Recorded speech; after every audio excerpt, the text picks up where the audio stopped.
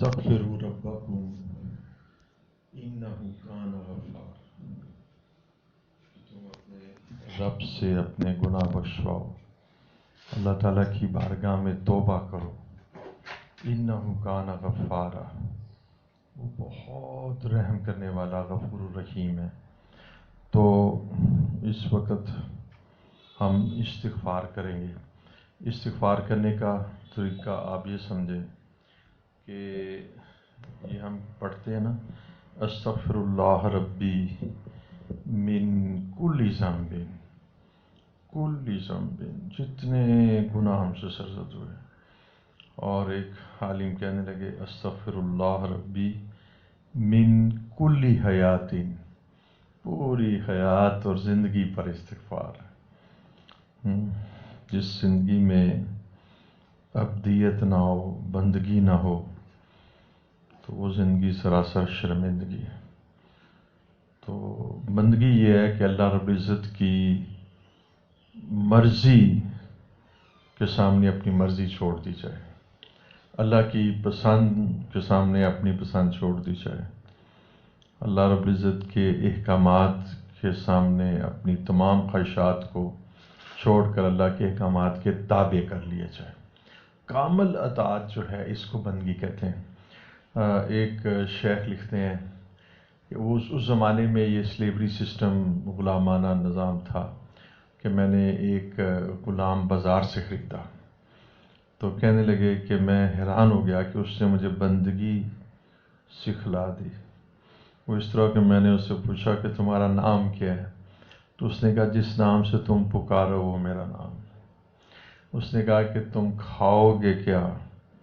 उसने कहा जो तुम खिलाओगे मैं वो खा लूँगा। उसने कहा कि तुम पहनोगे क्या? उसने कहा जो तुम पहनाओगे मैं पहन लूँगा। उसने कहा तुम सोओगे कहाँ? उसने कहा जहाँ तुम सुलाओगे। ये मैं हैरान हो गया कि इसके अंदर अपनी कोई मर्ज़ी, अपनी कोई पसंद ज़रा सी भी नहीं। उसने अपनी तमाम ख्वाहिशात को, मर्ज़ी को, पसंद को मेरी ख्वाहिश की और मर्ज़ी के ताबे कर लिया। तो असल में ईमान की ये अलामत है कि आदमी अपनी सारी ख्वाहिशात और अपनी सारी मर्ज़ियों और पसंद को अल्लाह और उसके रसूल की पसंद और मर्ज़ी के ताबे कर ले। इसको बंदगी कहते हैं। अगर इस चीज़ को हम सामने रखें तो फिर हम गाफिल हैं। हमारी ज़िंदगी जो है वो बस अपनी मर्ज़ी में गुज़र गई, अपनी ख्वाहिशात की तकमील में। तो इसलिए बंदे को चाहिए कि पूरी हयात अस्तग़फिरुल्लाह रब्बी मिन कुल्ली हयातिन, जितनी ज़िंदगी मेरी गुज़री अल्लाह उस पर मैं इस्तिग़फ़ार करता हूँ। मिन कुल्ली ज़ंबिन, हर गुनाह जो मुझसे सरज़द हुआ। तो इसका मैं आपको एक तरीका बताता हूँ कि जिसमें आपको कैफियत भी बन जाए और तज़किया भी हो जाए। और यकीन जानिए इससे तज़किया हो जाता है। वो ये है, ये बाहरी में नहीं होती। तो सबसे ज़्यादा जो मसनून इस्तिग़फ़ार पढ़ा जाता है सिलसिले में भी और वैसे भी चूँकि सुन्नत अल्फाज हैं, वो है अस्तग़फिरुल्लाह रब्बी मिन कुल्ली ज़ंबिन व अतूब, हर गुनाह से मैं माफ़ी मांगता हूँ। तो इसको आदमी इस तरह पढ़े, अस्तग़फिरुल्लाह रब्बी मिन कुल्ली ज़ंबिन व अतूबु इलैहि। अब आप इसको पढ़ते रहें, अस्तग़फिरुल्लाह रब्बी मिन कुल्ली ज़ंबिन व अतूबु इलैहि, अस्तग़फिरुल्लाह रब्बी मिन कुल्ली ज़ंबिन व अतूबु इलैहि। सारे गुनाहों का तसव्वुर करके, अस्तग़फिरुल्लाह रब्बी मिन कुल्ली ज़ंबिन व अतूबु इलैहि, अस्तग़फिरुल्लाह रब्बी मिन कुल्ली ज़ंबिन व अतूबु इलैहि, अस्तग़फिरुल्लाह रब्बी मिन कुल्ली ज़ंबिन व अतूबु इलैहि, अस्तग़फिरुल्लाह रब्बी मिन कुल्ली ज़ंबिन व अतूबु इलैहि, अस्तग़फिरुल्लाह रब्बी मिन कुल्ली ज़ंबिन व अतूबु इलैहि, अस्तग़फिरुल्लाह रब्बी मिन कुल्ली ज़ंबिन व अतूबु इलैहि, अस्तग़फिरुल्लाह रब्बी मिन कुल्ली ज़ंबिन व अतूबु इलैहि, استغفر اللہ ربی من کل ذنب واتوب الیہ استغفر اللہ ربی من کل ذنب واتوب الیہ استغفر اللہ ربی من کل ذنب واتوب الیہ استغفر اللہ استغفر اللہ استغفر اللہ استغفر اللہ استغفر اللہ استغفر اللہ استغفر اللہ استغفر اللہ استغفر اللہ استغفر اللہ استغفر اللہ استغفر اللہ استغفر اللہ استغفر اللہ استغفر اللہ استغفر اللہ استغفر اللہ استغفر اللہ ربی من کل ذنب واتوب الیہ استغفر اللہ ربی من کل ذنب واتوب الیہ استغفر اللہ استغفر اللہ استغفر اللہ استغفر اللہ استغفر اللہ استغفر اللہ استغفر اللہ استغفر اللہ استغفر اللہ استغفر اللہ ربی من کل ذنب واتوب الیہ استغفر اللہ ربی من کل ذنب واتوب الیہ استغفر اللہ ربی من کل ذنب واتوب الیہ استغفر اللہ ربی من کل ذنب واتوب الیہ استغفر اللہ استغفر اللہ استغفر اللہ استغفر اللہ استغفر اللہ استغفر اللہ استغفر اللہ ربی من کل ذنب واتوب الیہ استغفر اللہ ربی من کل ذنب واتوب الیہ استغفر اللہ استغفر اللہ استغفر اللہ استغفر اللہ استغفر اللہ استغفر اللہ استغفر اللہ استغفر اللہ استغفر اللہ استغفر اللہ استغفر اللہ استغفر اللہ استغفر اللہ ربی من کل ذنب واتوب الیہ استغفر اللہ ربی من کل ذنب واتوب الیہ استغفر اللہ ربی من کل ذنب واتوب الیہ استغفر اللہ ربی من کل ذنب واتوب الیہ استغفر اللہ ربی من کل ذنب واتوب الیہ استغفر اللہ ربی من کل ذنب واتوب الیہ استغفر اللہ استغفر اللہ استغفر اللہ استغفر اللہ استغفر اللہ استغفر اللہ ربی استغفر اللہ ربی استغفر اللہ العظیم استغفر اللہ العظیم استغفر اللہ ربی من کل ذنب واتوب الیہ استغفر اللہ ربی من کل ذنب واتوب الیہ استغفر اللہ ربی من کل ذنب واتوب الیہ استغفر اللہ ربی من کل ذنب واتوب الیہ استغفر اللہ ربی من کل ذنب واتوب الیہ استغفر اللہ ربی من کل ذنب واتوب الیہ استغفر اللہ استغفر اللہ استغفر اللہ استغفر اللہ استغفر اللہ استغفر اللہ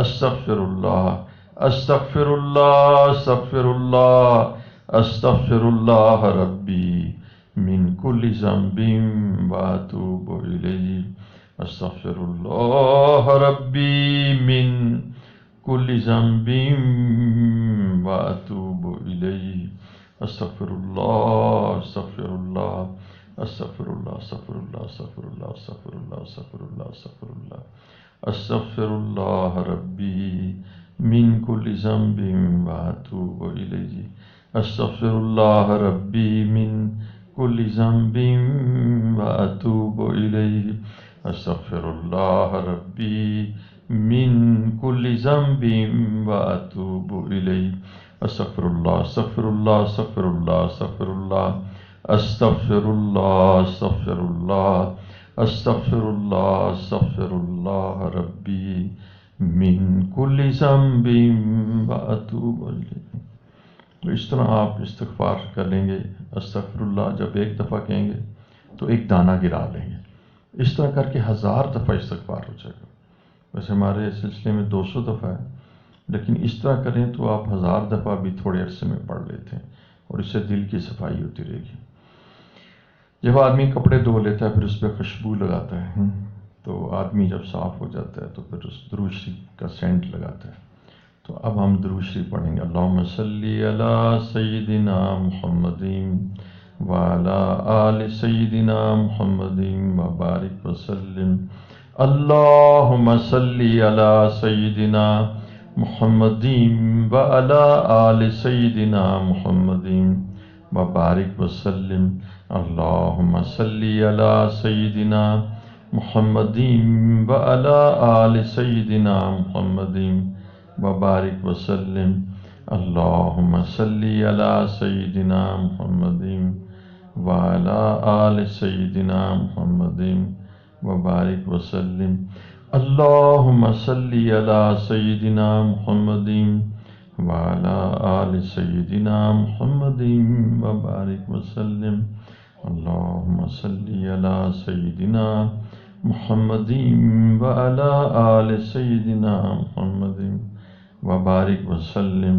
اللہم صلی علی سیدنا محمد وعلی آل سیدنا محمد وبارک وسلم۔ اللہم صلی علی سیدنا محمد وعلی آل سیدنا محمد وبارک وسلم۔ اللہم صلی علی سیدنا محمد وعلی آل سیدنا محمد وبارک وسلم۔ اللہم صلی علی سیدنا محمد وعلی آل سیدنا محمد وبارک وسلم۔ صلی اللہ علیہ وسلم، صلی اللہ علیہ وسلم، صلی اللہ علیہ وسلم، صلی اللہ علیہ وسلم، صلی اللہ علیہ وسلم، صلی اللہ علیہ وسلم، صلی اللہ علیہ وسلم پر ایک دانہ گرا دیں۔ صلی اللہ علیہ وسلم، صلی اللہ علیہ وسلم، صلی اللہ علیہ وسلم، صلی اللہ علیہ وسلم، صلی اللہ علیہ وسلم، صلی اللہ علیہ وسلم، صلی اللہ علیہ وسلم۔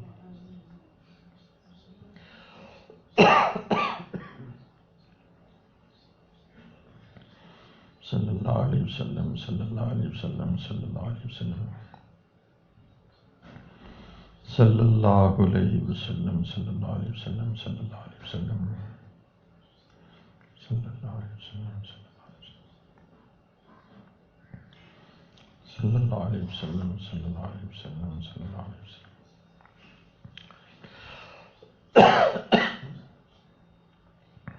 پانی دیکھیے۔ صلی اللہ علیہ وسلم، صلی اللہ علیہ وسلم، صلی اللہ علیہ وسلم، صلی اللہ علیہ وسلم، صلی اللہ علیہ وسلم، صلی اللہ علیہ وسلم،